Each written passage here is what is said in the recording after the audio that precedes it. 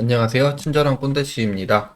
제가 예전에 타일 텍스처를 만드는 영상에서 2D 텍스처를 박스 매핑하는 방법에 대해서 한번 다뤄봤었는데 오늘은 거기에서 조금 더 디벨롭을 시켜서 인터랙티브하게 사용할 수 있는 방법에 대해서 조금 알아보고요. 그리고 라인형 흡음 타공판에 대한 텍스처를 한번 만들어 보도록 하겠습니다. 실내 공간을 좀 다뤄야 되는데 계속해서 이러고 있네요. 만들기가 귀찮아서. 자, 일단 바로 시작해 보도록 하겠습니다. 일단 큐브가 하나 있고요. 큐브에 뉴 눌러서 새로운 매터리얼 적용시키고요. 자, 우리가 지금 프린스플드 BSDF는 볼 필요가 없으니까 잠깐 내려놓고 여기에다가 브릭 텍스처로 한번 보겠습니다. 브릭 텍스처가 이런 식으로 2D 텍스처로 나오게 되는 거죠. 기본적으로 2D 텍스처 같은 경우에는 뭐 비트맵을 넣어도 그렇고요. 뭐 XY 평면에 텍스처가 일단 적용이 되게 되죠. 자, 측면에 이렇게 나오는 거는 여기 매지라고 하는 그라우트 부분이 검은색이 그냥 쭉 길게 내려가는 이런 형태예요. 제대로 텍스처 적용이 되는 부분은 XY 평면밖에는 없다. 이런 상황인 거죠. 그래서 여기다가 축을 좀 그려놓고 시작을 할까요? 자, 오브젝트 기준이에요. 현재는 그려져 있기를 월드 기준이랑 똑같이 그려져 있으니까 월드 기준이랑 동일을 하기는 하지만 오브젝트가 회전이 되면 오브젝트 기준으로 가는 겁니다. 자, X, Y, Z 이렇게 이루어져 있는 상태죠. 자, 일단은 기존에 했던 방식 그대로 그냥 진행을 해 볼게요. 자, 텍스처 코디네이터에 있는 노마를 활용을 해서 마스크 맵으로 사용을 했었습니다. 그래서 지금 보면은 요거는 뭐 처음 보는 분도 있으실 것 같으니까 한 번만 더 설명해 볼게요. 자, 왼쪽은 측면이라고 할게요. 측면. 측면 같은 경우에는 X축 방향으로 100% 바라보는 면이라서 빨간색으로 나오고요. 반대쪽은 똑같이 X축을 바라보기는 하나 마이너스 방향으로 바라보기 때문에 마이너스 1 레드 값인 거예요. 그래서 이 부분을 세퍼레이트 XYZ 해가지고 이렇게 나눠서 보면은 보기가 좀 편하죠. 그래서 X 노말 방향을 보게 되면은 여기는 흰색, 반대쪽은 검은색인데 검은색이 0이 아니고 마이너스 1이다. 반드시 알고 있어야 되는 거고요. 여기에서 매스 노드를 붙여줘서 앱솔루트로 보게 되면은 절대값으로 표기를 해주기 때문에 마이너스 1이 다시 1로 표시가 되는 거죠. 그렇기 때문에 1인 흰색으로 보이게 되는 겁니다. 이렇게 양면이. 자, 기존에는 이렇게 앱솔루트를 3개를 매달아서 X, Y, Z를 갔었는데 이번에는 이렇게 진행하지 않고요. 뒤에다가 벡터 매스를 연결하고요. 벡터 매스에 앱솔루트를 사용을 해서 한꺼번에 x, y, z를 다 같이 절대값으로 보일 수 있게끔 이렇게 진행을 하겠습니다. 자, 이렇게 하게 되면은 세퍼레이트 x, y, z 뒤에다가 매스 노드를 굳이 3개를 매달지 않아도 되죠. 한꺼번에 다 해결이 되는 거니까요. y축 방향을 바라봐도 이렇고요. 얘네를 마스크 맵으로 사용을 할 거고 우리가 지금 해야 되는 거는 자, 브릭 텍스처를 사용을 하는데 저는 기본적으로 오브젝트 벡터를 사용을 하죠. 스케일을 좀 건들게요. 잘 안 보이니까. 자, 오브젝트 벡터를 사용하는 이유는 내가 벽을 어떻게 만들든 이 내가 만든 텍스처가 계속해서 같은 비율을 유지해야 될 가능성이 훨씬 더 큰 거죠. 오브젝트 만들고 UV 좌표 또 건들고 하기에는 너무 귀찮으니까 이걸 한꺼번에 그냥 해결하면서 넘어가기 위해서 오브젝트 벡터를 기본적으로는 사용을 하는 거고요. 자, 만약에 제너레이트 벡터를 사용한다라고 하면은 오브젝트가 늘어집니다. UV 같은 경우에도 다시 펼쳐주는 과정을 거치지 않으면은 늘어진 상태로 나오게 되는 거죠. 자, 그렇기 때문에 저는 오브젝트 벡터를 선호를 하는 편이고요. 자, 다시 돌아와서 자, 이 현재 오브젝트의 XYZ 방향을 바라보게 되면은 XYZ 이렇게 되는 거죠. 자, 그러면 편하게 윗면에 있는 텍스처를 앞면에서 나타나게 하고 싶다. 그럼 얘를 이렇게 회전을 해주면 되겠죠? X축 방향으로 회전을 해주면 되는 겁니다. 그래서 벡터 로테이트 사이에다가 넣어주고요. 뭐 엑시스 앵글 사용해도 되고 오일러 사용해도 되는데 그냥 편하게 볼게요. X축으로 90도 회전이라 그랬으니까 X축으로 그냥 90도 이렇게 회전하겠습니다. 자, 이렇게 되면은 정면에서는 똑바로 나오죠. 그 다음에 요거 하나 또 복사해서 자, 그럼 측면에서 제대로 나오게 하기 위해서는 Y축 방향으로 90도를 돌리면 되죠. 간단하게 Y축으로 90도를 이렇게 회전을 하게 되면은 측면에서 텍스처가 제대로 나오게 되는 거죠.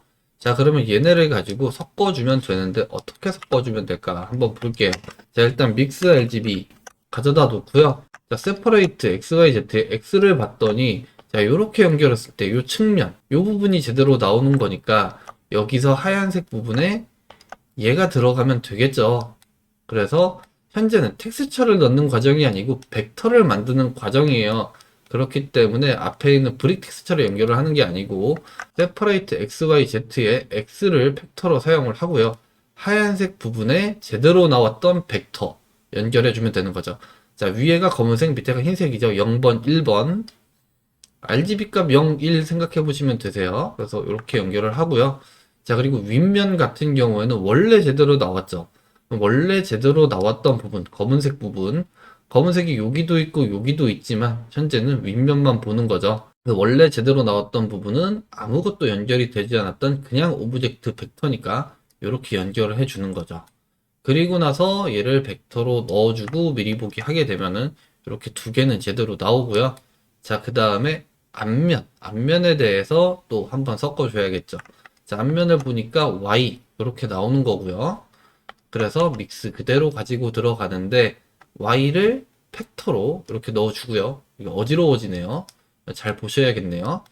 그리고 정면에 제대로 나오는 거는 요거였죠. 요거 연결해서 봐야죠. 자, 이렇게 정면에서 제대로 나오는 벡터는 얘였으니까 제대로 나왔던 벡터를 아래쪽에다가 이렇게 연결을 해주고 벡터로 사용하게 되면 이렇게 3면의 텍스처가 표현은 되는데, 자, 측면이 연결된 게 먼저니까 측면을 가지고 먼저 생각을 해볼게요. 자, 측면에 이렇게 나온 텍스처를 세로 방향이 아니고 가로 방향으로 돌리고 싶다면 어떻게 하면 될까요? 자, 이 부분을 해결하기 위해서 얘를 일단 연결을 할게요. 만약에 내가 얘를 뭐 엑시스 앵글로 해서 그러면은 회전을 주는데 얘를 조금 전에 Y축으로 회전을 했으니까 Y축을 1을 주고, 그리고 X로 한 번 더 돌려야겠다 해서 X를 1을 주면은 이상하게 나옵니다. 그래서 얘를 뭐 0.5, 0.5 뭐 이렇게 주면 될 것 같은데 이래도 안 되고, 찾기가 과정이 굉장히 힘들어요. 그래서 직관적으로 좀 보기 쉽게 하기 위해서 일단은 이렇게 X, Y, Z 각각의 축으로 일단은 회전을 해 놓은 거고요. 제 현재 상태에서 쉽게 생각하면은 90도가 회전된 텍스처를 얻고 싶다 그러면은 여기 옆에 면에 있던 이 친구를 데리고 오면 되겠죠. 근데 옆에 있던 친구는 위에 있던 친구가 90도 X축 방향으로 돌아갔던 친구, 요건 거죠. 그래서 얘를 그대로 복사해서 앞에다가 그냥 넣어주게 되면은 측면이 회전을 하게 되는 거죠. 자, 정면 같은 경우에도 마찬가지예요. 지금 방금 전에 연결된 건 잠시 뮤트를 시키고요. 이 측면에 있던 친구가 돌아서 한번 다시 오면 되는 거죠. 그래서 이 측면에 있던 친구를 그대로 앞에다가 붙여주면은 이렇게 회전이 되게 됩니다. 굉장히 단순한 원리예요. 자, 그러면은 위에는 측면, 아래는 정면에 대한 회전이고, 측면을 45도만 돌리고 싶다? 45도 이렇게 넣어주면 되는 거죠. 정면을 45도 돌리고 싶다? 45도. 아니, 반대로 45도라고 하면 마이너스 45. 이렇게 직관적으로 해결을 할 수가 있는 거고요. 자, 그럼 윗면 같은 경우에는 어떡하냐? 윗면에 그냥 하나 더 넣어주면 되는 거죠. 자, 여기에서 엑시스는 Z 엑시스로 해서 돌려주게 되면은 이렇게 내가 원하는 대로 큐브 프로젝션 매핑을 할 수가 있는 거죠. 자, 그러면은 얘는 일단 0, 0, 0 이렇게 일단 넣어 놓고요. 자, 이렇게 되면 우리는 박스 매핑을 위한 벡터를 만들었으니까 얘네를 한번 그룹으로 만들어 볼게요. 자, 그룹으로 만들기 전에 일단 밸류 값으로 이렇게 연결을 해서 제대로 내가 원하는 대로 들어가는지 한번 봐야죠. 자, Z축으로 내가 90도를 돌려야지 라고 봤더니 이상해집니다. 자, 이유는 뭐냐? 여기 지금 들어가 있는 값은 디그리죠. 각도 값, 디그리 값이고, 여기에서 내가 지금 밸류 값에 넣어주는 값 같은 경우에는 레디얼 값이에요. 그래서 레디얼 값을 디그리 값으로 변환을 해줘야 되기 때문에 내가 지금 여기에서 레디얼 값을 넣어줘야 되는 겁니다. 레디얼 값으로 얼마가 90인가? 요거는 제가 공식을 말씀드리기는 했었는데 그냥 한 번 정도는 외우고 계시는 것도 좋아요. 적어 놓으시거나 파이 곱하기 현재 내가 원하는 각도 90도 나누기 그냥 180입니다. 이렇게 넣으시면 되세요. 1.57 하나 어쩌고저쩌고 나오죠. 얘를 앵글에다가 넣으면 이렇게 나오는 거고요. 이걸 매번 계산할 수가 없잖아요. 그러면 나는 그냥 90을 넣고 싶은데 라고 하실 수 있죠. 이것도 뭐 했던 내용이기는 하지만 다시 한번 짚고 넘어간다는 의미에서 매스 노드 이용하시면 되시고요. 매스 노드에 보면은 투 레디언스가 있습니다. 이렇게 넣어주게 되면은 내가 원하는 각도로 기입하는 만큼 회전을 할 수가 있는 거죠. 자, 그러면은 이게 몇 개 있어야 된다? 3개가 있어야 된다. 여기도 있어야 되고요. 여기도 있어야 되고요.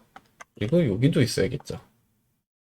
여기 아니고 여기 이렇게 3개가 각각 있어야겠죠. 그래서 얘네는 그냥 하이드 시키고요. 어디 엄한 데다가 연결을 해놨네요. 네, 이렇게 만들어지면 되는 거죠. 그러면 얘네를 그룹 지정을 해볼게요. 컨트롤 G 눌러서 그룹으로 들어가고요. 그리고 인풋 같은 경우에는 3개가 있어야겠죠. 각각 들어가야 되니까. 자, 그래서 인풋에다가 더하기 버튼 3개. 자, 각각의 인풋에 X, Y, Z로 이름을 해줬고요. 이름 바꾸는 건 그냥 더블 클릭하시면 되세요. 자, 그리고 나서 X, Y, Z를 해주면 되는데, 자, 메뉴에 있게 Z였죠. Z가 이렇게 가야 되고, Y가 가운데고, X가 아래고, 이렇게 연결이 되는 거죠. 자, 이렇게 되면은 내가 이제 박스 매핑을 위한 벡터를 만들어 낸 거고요. 자, X를 90도 회전을 하면은 X면 방향이 90도가 돌아가고 Y를 90도 하면은 90도가 돌아가는 거죠. 45도 하고 싶으면 45도 이렇게 돌리면 되고요. 자, 그런데 현재 얘가 다 만들어진 게 아니에요. 뭐가 안 만들어졌느냐? 자, 노드 그룹 내부로 일단 이동한 상태에서 얘를 조금 변형을 해보는데 어떻게 변형을 하느냐? 자, 여기에 있는 엣지를 하나 선택을 해서 움직여 볼게요.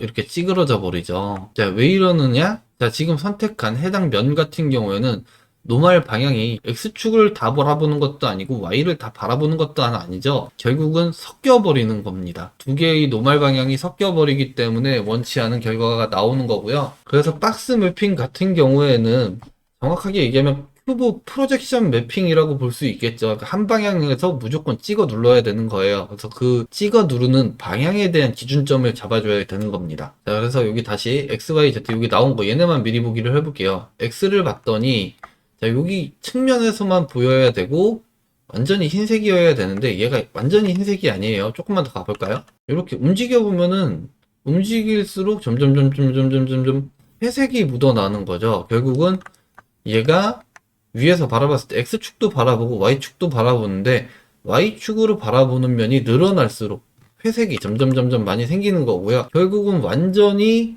Y축 정면을 바라보지 않는 한 얘는 X에 대한 노말 방향을 가지고 있기 때문에 계속 찌그러지는 겁니다. 자, 그래서 우리는 여기에다가 벡터 매스를 하나를 연결을 시킬 거고요. 가지고 왔어요. 여기에서 벡터 매스에 있는 그레이터 탄을 뒤에다가 이렇게 그냥 연결을 해줄 거예요. Y에도 연결해주고 X에도 연결해주고 두 개 똑같이 그냥 이렇게 연결을 해줄 겁니다. 그래서 스레숄드 값은 0.5로 지정을 해서 두 개 다 0.5의 스레숄드 값을 가지고 있기 때문에 자, X축 현재 지금 흰색으로 보이죠? 엣지를 자꾸 움직이다가 보면은 자, 45도 각도를 넘어가는 지점이 되면은 갑자기 검은색으로 탁 바뀌어 버립니다. 자, 45도 각도가 넘어가서 검은색으로 바뀌었다는 얘기는 이후에는 Y축에서 찍어 누르는 텍스처가 나온다라는 이야기인 거죠. 이렇게 연결을 해 줄 거예요. X가 그냥 들어가는 게 아니고 그레이터 탄을 들렸다 갈 수 있게끔 이렇게 만들어 줄 겁니다. 자, 이렇게 되면은 조금만 움직였을 때는 X에서 찍어 누르는 텍스처가 나오는 거고요. 넘어가다가 일정 범위 이상, 일정 범위라는 거는 45도죠. 45도가 넘어가는 순간 정면에서 찍어 누르는 텍스처가 되는 거죠. 자, 정면에서 찍어 누르는 텍스처이기 때문에 얘를 말 그대로 정면에서 바라보게 되면은 이렇게 멀쩡하게 늘어지지 않는 텍스처가 나오지만 결국은 깊이 값이 다르기 때문에 측면에서 봤을 때는 늘어질 수밖에는 없는 거예요. 자, 그러면 이렇게 늘어지는 텍스처를 왜 만드느냐? 우리가 맥스를 가지고 투시도 작업 해보셨던 분이라면 다들 느끼실 거예요. 맥스 같은 경우에는 보통 텍스처를 입히게 되면은 UVW 박스 매핑을 줍니다. 근데 블렌더 같은 경우에는 텍스처로 만들어 놓게 되면은 UVW 박스 매핑을 줄 필요가 없고요. UV 좌표를 펼 필요도 없이 이렇게 하나 잘 만들어 놓으면은 벡터에만 연결하면 되고요.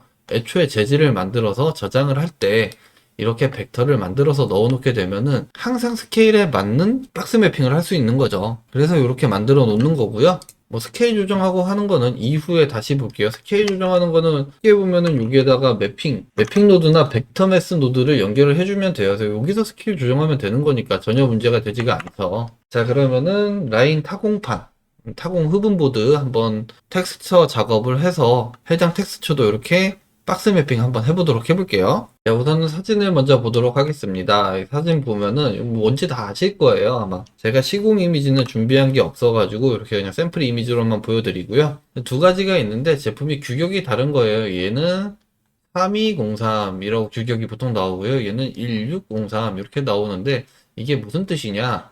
자, 32는 이 센터에서 센터 중심부가 32mm다 라는 얘기고, 얘는 여기에서 여기가 16mm라는 거예요. 그리고 요 뒤에 있는 03은 뭐냐면은 요 사이 간격, 여기가 3mm라는 겁니다. 자, 그리고 왼쪽에 있는 제품과 오른쪽에 있는 제품이 보면은 가운데 여기 까만색으로 보이는 부분들 있죠? 이게 이제 이중으로 타공이 되는 거예요. 앞에서는 라인형으로 타공이 되고, 후면부에서는 이렇게 원형으로 타공이 되고, 샘플이 있으면 샘플을 보시는 게 제일 좋아요.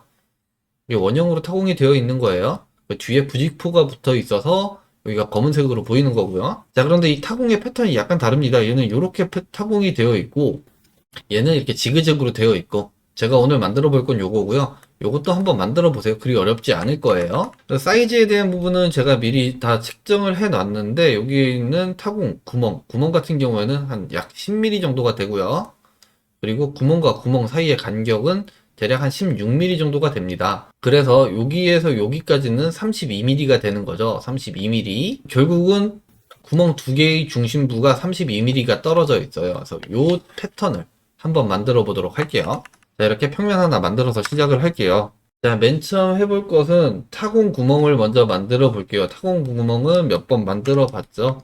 만들어 봤기 때문에 그냥 설명 따로 안 드리고 보로노이 텍스처로 바로 만들겠습니다.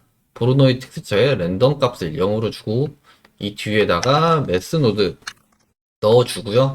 매스 노드에 그레이터 탄 이용하게 되면은 일단은 만들어지는데 현재 안 보이죠. 그리고 3D 텍스처 같은 경우에는 깊이 값에 따라서 얘가 계속해서 모양이 변경되기 때문에 2D로 사용을 할 거고요. 자, 0.5일 때 완전히 꽉 차 있는 원형이 되는 거고요.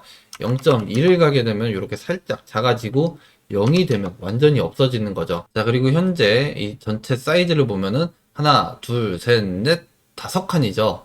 그리고 한 칸의 사이즈가 아까 타공 간격이 16mm라고 했기 때문에 16 곱하기 5, 총 80mm여야 되는데 현재 객체는 2000mm예요. 나중에 스케일은 다시 조정하기로 하고요. 일단 비율대로 이 원형에 대한 사이즈를 조정을 해야겠죠. 그러면 스레숄드 값을 이렇게 줄여주면 되는데 얼마큼 줄여줘야 될 것인가 라는 거죠. 자, 그래서 옆에다가 가이드로 쓸만한 평면을 하나를 만들어 놓고요. 얘를 조정을 해 가면서 한번 볼게요. 자, 일단은 여기에다가 엣지 루프를 이용을 해서 엣지를 걸어주는데 몇 개를 걸어주느냐. 자, 이렇게 4개가 걸리면은 딱 맞는 위치, 중심부에 다 위치가 되는 거고요. 자, 제가 사진을 보고 말씀드리기를 구멍 간격은 16mm라고 얘기를 했죠. 근데 지금 현재는 사이즈를 측정을 해 보니까 요거 열어서 볼게요. 다 가려져서 안 보이네요, 이거. 그냥 여기서 띄울게요. F9키 누르면 이렇게 나와요. 400mm가 움직였죠. 자, 그러면 400 나누기 16을 하게 되면은 25가 나옵니다. 그럼 결국은 25배를 하면 되고요.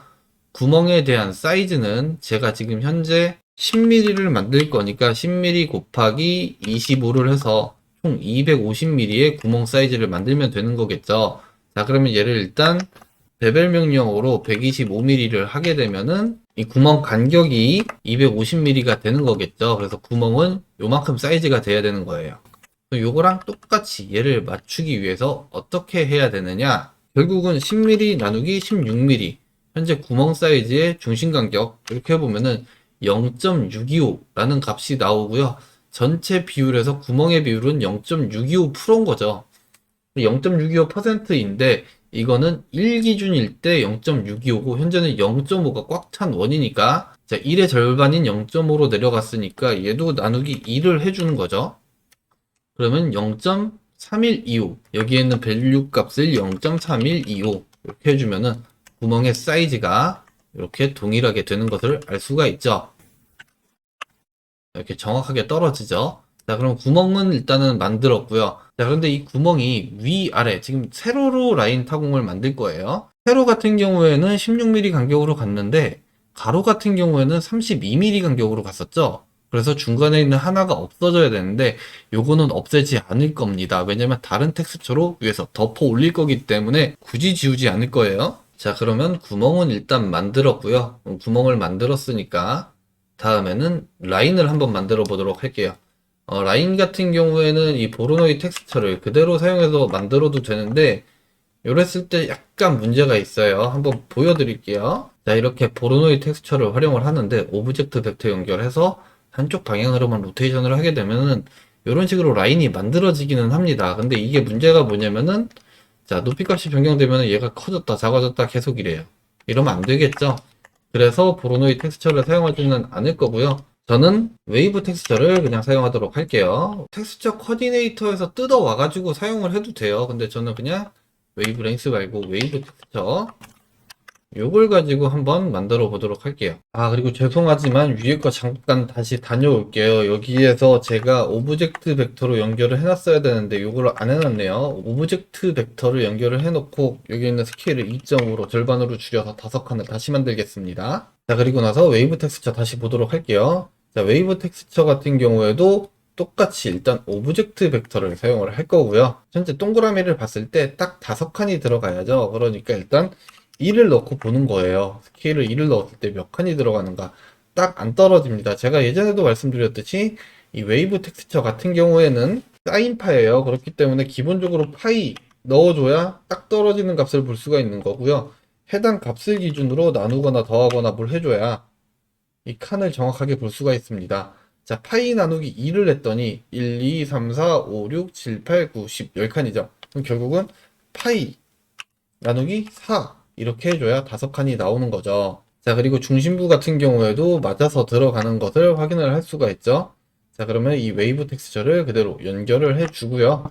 얘는 그레이터 탄 그대로 다시 가지고 와서 이렇게 연결을 해서 볼게요. 자, 그런데 얘는 정확하게 맞추기가 힘들어요. 왜냐면은 이 웨이브 텍스처 같은 경우에는 애초에 그려지기가 리니어로 이렇게 그려진다 그러면 탁 잘라서 정확한 치수를 맞출 수가 있는데 애초에 그려지기가 이렇게 안 그려지고 이런 식으로 그려지죠. 곡선으로. 그렇기 때문에 얘를 사인 곡선으로 쓰지 않고 트라이앵글로 변경을 하도록 하겠습니다. 자, 트라이앵글 같은 경우 이거 단면 보는 거 제가 예전에 했었으니까 단면이 어떻게 생겼는지 한번 보고 갈게요. 자, 이렇게 텍스처의 단면을 미리 보는 이 노드 한번 제가 말씀드렸었죠. 그래서 그레이터 탄으로 연결을 하는데 같은 벡터를 사용하는 거 하나를 분리를 시키고요. 현재 Y축으로 볼 거기 때문에 Y축으로 봐주는 거고 내가 만든 텍스처를 아래 스레숄드에다가 넣어주면 되는 거고요. 위아래를 바꿔줘도 이렇게 단면의 형태는 볼 수가 있다라는 거였죠. 그래서 이렇게 일단 단면을 보는데 원래 사인 같은 경우에는 이렇게 곡선이었기 때문에 내가 잘라지는 위치를 명확하게 이 폭을 지정을 할 수가 없는데 트라이앵글 같은 경우에는 직선으로 올라갔다 내려갔다 하니까 명확하게 리니어하게 올라가기 때문에 정확하게 내가 이 단면에 대한 사이즈를 지정을 좀 더 하기가 편하겠죠. 자, 그래서 트라이앵글로 사용을 할 거고요. 자, 이렇게 다시 연결해 놓은 상태에서 자, 그러면 그레이터 탄에 값을 얼마를 주면 될 것인가? 자, 그레이터 탄은 값을 올려서 0.9까지 올라가 볼게요. 0.9 했더니 이렇게 흰색이 조금만 남고요.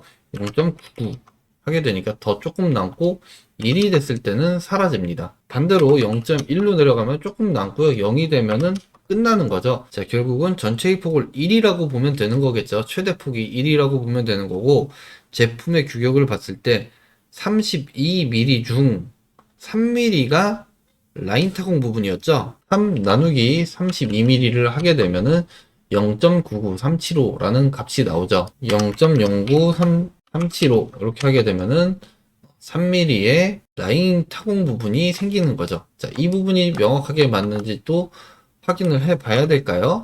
자, 이번에는 그냥 여기에다가 그릴게요. 메쉬. 자, 얘를 그냥 32mm를 그리고요. 자, 요게 지금 32mm니까 얘가 여기 딱 맞아져야겠죠? 아까 계산했던 결과값이기 때문에 자, 스케일을 조정을 하는데 12.5만큼 스케일이 조정되면은 딱 한 칸만큼 들어옵니다. 이렇게 정확한 위치로 지금 놓기는 힘들겠지만 이렇게 지금 딱 한 칸 중심에서 중심까지 딱 맞는 거죠. 자, 이 상태에서 자, 해당 객체 같은 경우에는 스케일 어플라이를 안 했기 때문에 엣지를 연결하고 이 엣지를 배배를 해주는데 1.5mm를 배배를 해주면은 해당 넓이가 3mm가 되는 거죠. 자, 그래서 이렇게 갖다 놓고 보면은 3mm가 딱 맞아 떨어지는 것을 확인할 수가 있죠. 이거를 처음부터 그냥 스케일을 맞춰서 만들면 더 편할 것을 굳이 어렵게 또 만들고 있네요. 자, 그러면은 원형 타공 만들었고 앞에 쪽에 라인 타공 만들었죠. 요 두 개를 잘 섞어주면 되겠죠. 자, 그러면 섞어주기 전에 스케일을 먼저 한번 맞추도록 할게요. 현재 5칸이니까 한 칸당 32mm였고 총 사이즈를 보면은 160mm가 되는 거죠. 평면을 하나 다시 만들고요. 그냥 이걸 이렇게 만드는 과정에 대해서 설명을 드리고 사이즈에 대한 거나 이런 거를 어떻게 설정하는 게 좋은지 말씀을 드리려고 이렇게 좀 복잡하게 하는 거니까 한번 이해하고 나시면 굉장히 쉬울 거예요. 자, 옆에는 실제 내가 만들 사이즈가 되는 거고, 왼쪽 같은 경우에는 그냥 크게 만들어 놓은 거죠. 그래서 같은 재질을 일단 적용을 해 볼게요. 같은 재질 적용했고요. 그리고 나서 자, 원형 타공으로 일단 먼저 보도록 하겠습니다. 자, 구멍이 꽉 차서 그냥 검은색으로 보이는 상태죠. 자, 이 상태에서 우리가 스케일 조정을 해야 되는데, 지금 보면은 얘는 폭이 2m고요. 얘는 폭이 160mm예요. 결국은 2000 나누기 160 해서 12.5배만큼 얘가 큰 거죠. 결국은 현재 사이즈에 나누기 12.5가 돼야 된다. 자, 그러면은 요 벡터 앞에다가 벡터 매스 이렇게 연결을 해주는데, 자, 블렌더 같은 경우에는 스케일이 커지면 작아지죠. 반대로 가죠. 그렇기 때문에 저희는 12.5배만큼 작아져야 되는 상황이니까 결국은 12.5배만큼 곱하기를 해주면 되는 거죠. 12.5. 자, 이렇게 되면은 오른쪽에 원본 객체에서 사이즈가 5칸 제대로 나오는 것을 확인을 할 수가 있죠. 자, 이런 식으로 들어가도 되고요. 아니면은 여기에는 스케일에다가 곱하기 12.5 해주면 되는 거죠. 그럼 결국은 얘도 곱하기 12.5 이렇게 만들어줘도 되고요. 방법은 다양하고 할 수 있는 부분은 많은데, 자, 일단은 이렇게 일단 매달아 놓도록 하겠습니다. 앞에서 만든 박스 매핑 벡터를 이 뒤에다가 또 연결을 하는 거를 해보려고 뒤에를 좀 더 복잡하게 만들어 놓은 거예요. 어떻게 붙여도 상관없다는 걸 그냥 보여드리려고 남겨 놓은 거고요. 자, 그러면 라인 타공과 원형 타공 두 개를 섞어 봐야죠. 역시나 뭐 가장 흔하게 사용하는 믹스 RGB 사용을 할 거고요. 자, 믹스 RGB의 그레이터 탄 얘를 팩터로 사용을 하고요. 자, 그레이터 탄의 흰색 부분에는 내가 원하는 표면에 대한 컬러나 아니면 텍스처를 넣어주면 되겠죠. 저는 그냥 이렇게 컬러로 집어 넣을게요. 컬러로 집어 넣게 되면 되고, 자, 그리고 컬러 2번에 들어올 친구는 얘가 이렇게 오면 되는데 그냥 다이렉트로 들어오면 안 되겠죠. 아까 이미지에서 봤듯이 이 원형 타공된 부분은 검은색으로 보이는데 나머지 부분은 MDF가 그대로 보이는 상황이기 때문에 여기는 MDF에 대한 텍스처가 들어와야 돼서 얘도 바로 가지 말고 이렇게 섞어주는 거죠. 그리고 나서 들어와 주면 되는 거고요. 그레이터 탑 미리 보기 하면은 검은색 부분은 그냥 검은색 나올 거고요. 그리고 하얀색 부분에는 자, MDF의 컬러. 요거는 뭐 텍스처를 넣거나 하는 게 원래는 더 좋겠죠. MDF의 컬러를 만들어 주는 거죠. 그리고 나서 미리 보기를 보면은 이런 식으로 텍스처가 잘 만들어진 것을 확인을 할 수가 있죠. 자, 큰 오브젝트를 보면은 자, 이렇게 만들어져 있는 것을 확인을 할 수가 있고요. 말씀드렸듯이 지금 재질 전체를 만드는 게 아니고 텍스처만 만드는 과정인 거예요. 얘 너무 크니까 요 작은 걸로 볼게요, 이제. 자, 그리고 나서 얘를 한번 익스트루드를 시켜볼게요. 자, 이렇게 되면 측면이 이상하게 나오죠. 그래서 이 측면도 나는 라인 타공판이 제대로 들어가게 만들고 싶어 라고 하면은 아까 만들어 놨던 그룹을 가지고 들어오면 되는 거죠. 자, 그래서 지금 현재 연결되어 있는 오브젝트 벡터 없애주고요. 얘를 연결해 주게 되면은 이렇게 사이즈에 맞춰서 제대로 나오게 되는 거죠. 자, 현재 보면은 측면 같은 경우에는 세로로 내려왔으면 좋겠다. 그럼 Y를 이렇게 한번 건드려 보고 얘를 건드는 게 맞구나 하면 얘를 90도 돌려주면 되는 거겠죠. 이걸 뭐 한 번에 이쪽은 X야 이쪽은 Y야. 왜냐면은 그걸 찾기가 힘든 게 애초에 객체가 돌아갔을 수도 있잖아요. 그럼 찾기가 힘드니까 이렇게 살짝 움직여 보고 내가 건드려야 되는 값을 찾아보면 되는 거죠.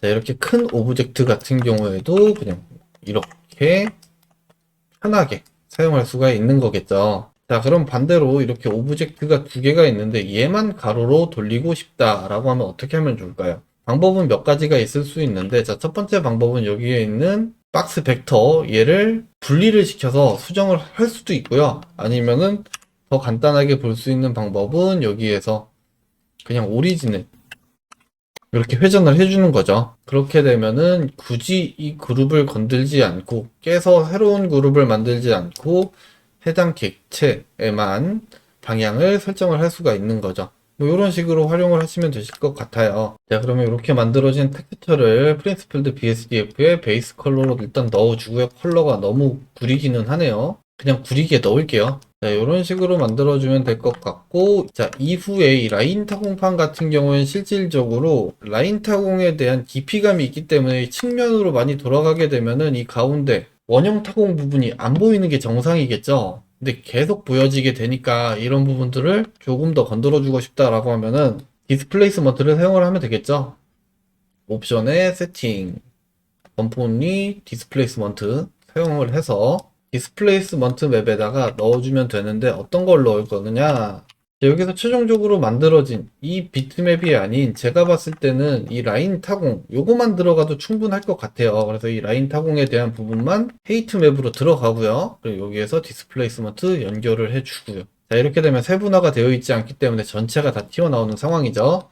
자, 그래서 얘네를 결국은 엣지를 미친 듯이 늘려줘야 된다 라는 거죠. 자, 그리고 미드 레벨은 0으로 주고요. 자, 스케일은 0.01 뭐 이렇게 제가 봤을 땐 그래도 세분화가 모자르기 때문에 얘를 이렇게 좀 더 세분화를 주도록 하겠습니다. 자, 이렇게 되면은 라인 타공판이 모델링이 다 된 거죠. 그래서 정면에서 봤을 때 이렇게 구멍이 있다는 표현이 되고요.